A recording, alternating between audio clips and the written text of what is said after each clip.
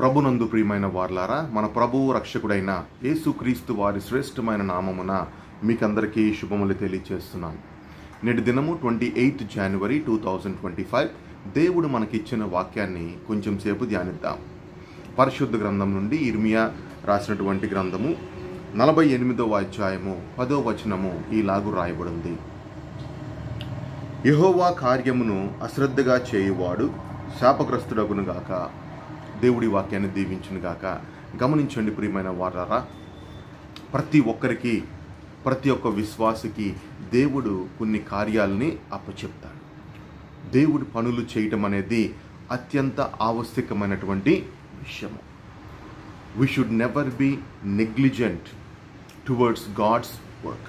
దేవుడు చిన్న పని అప్పచెప్పినా సరే, వాక్యాన్ని బోధించటం కానీ, లేదంటే చర్చిలో పాడటం కానీ, లేదు అంటే మరి చర్చిలో యాక్టివిటీస్ అయి ఉండొచ్చు, ప్రార్థించే పని అయి ఉండొచ్చు, ఇతరుల కొరకు ప్రయాసపడి ప్రార్థన చేయటం కావచ్చు.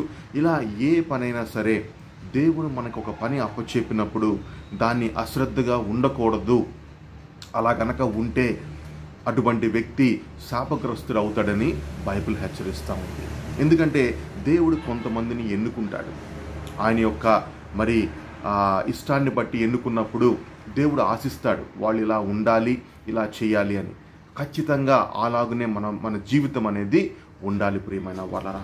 దేవుని చిత్తంలో కాకుండా మన ఇష్టానుసారంగా కనుక మనం జీవించినట్లయితే చివరికి మన అంతం అనేది బహు దుర్మార్గంగా, బహు భయంకరంగా ఉంటుంది. చూడండి, మీకు ఒక ఉదాహరణ చెప్తాను. బైబిల్లో ఒక వ్యక్తి గురించి మీతో మాట్లాడతాను. ఆ వ్యక్తి పేరు సౌలు. పాత నిబంధనలో సౌలు ప్రతి ఒక్కరికి, మనకి అందరికీ తెలిసినటువంటి వ్యక్తి.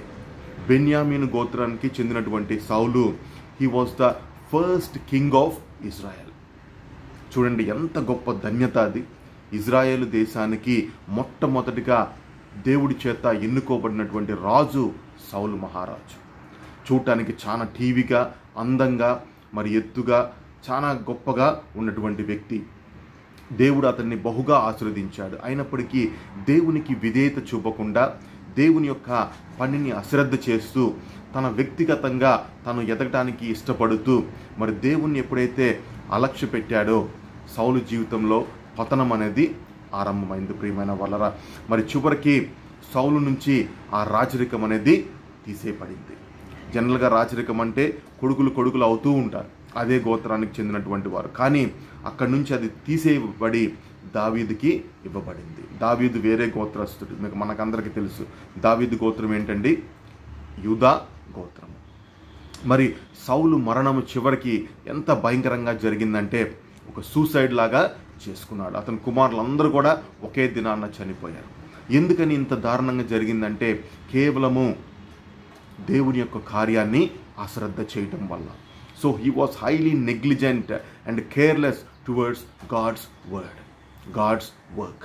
అలాగున మనము ఎన్నటికీ ఉండకూడదు. ఒక్కసారి మనల్ని మనం సరిచూసుకుందాం. మనము ఎప్పుడైతే దేవునికి విధేయులుగా దేవుడిచ్చినటువంటి పనిని నిబద్ధతతో, నియమముతో, మరి భయభక్తులతో చేస్తామో ఖచ్చితంగా మనము ఆశీర్వదింపబడటమే కాదు, మన తరతరాలు ఆశీర్వాదం వస్తుంది ప్రియమైన వాళ్ళరా. మనము అనేకులకు ఆశీర్వాదకరంగా మార్చబడతాం. అలాగున ఉండటం అనేది దేవుని చిత్తం కనుక అలాగునే చేద్దాం. ఈ వాక్యం వింటున్న మనందరికీ దేవుని ప్రేమ, యేసయ్య కృప, పరిశుద్ధాత్మక అన్యోన్య సహవాసము సదాకాలము మెండుగా తోడే ఉండునుగాక. Amen. Thank you very much for your patient listening. This is Pranab Charles, God's ambassador. Have a blessed day. God bless all.